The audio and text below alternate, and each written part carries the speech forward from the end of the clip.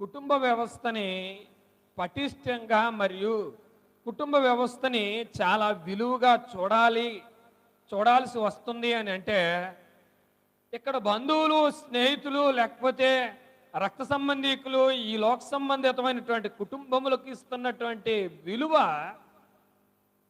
ఎవరికి ఇవ్వలేకపోతున్నారనంటే అండి ఆత్మ సంబంధమైనటువంటి దేవుని కుటుంబానికి ఇవ్వలేకపోతున్నారు. ఇక్కడ ఏ రకమైనటువంటి గుణగణాలతో బ్రతుకుతున్నామో ఇక్కడ కూడా అదే రకమైనటువంటి గుణగణాలతో బ్రతుకుతున్నాం.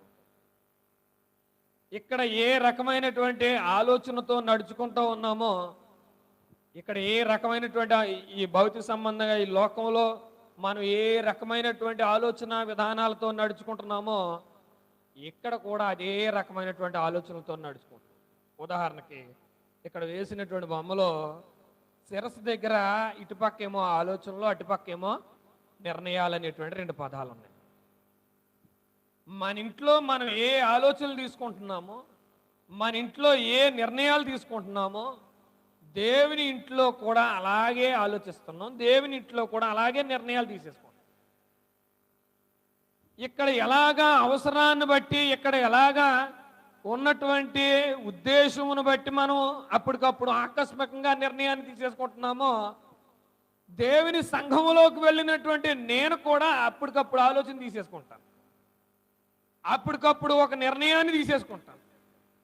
ఈ నిర్ణయం నన్ను ఏం చేస్తుందండి అని అంటే కొద్ది కాలం స్థిరముగా ఉంచగలుగుతుంది, కొంతకాలం తర్వాత మరలా నన్ను వెనక్కి నెట్టేస్తుంది.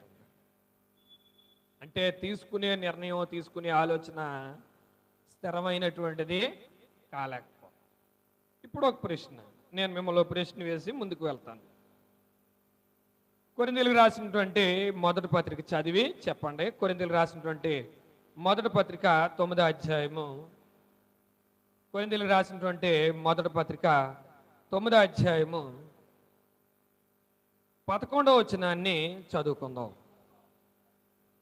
మీ కొరకు ఆత్మ సంబంధమైనవి మేము విత్తి ఉండగా మీ వలన శరీర సంబంధమైన ఫలములు కోసుకునుట ఏటండి గొప్ప కార్యమా?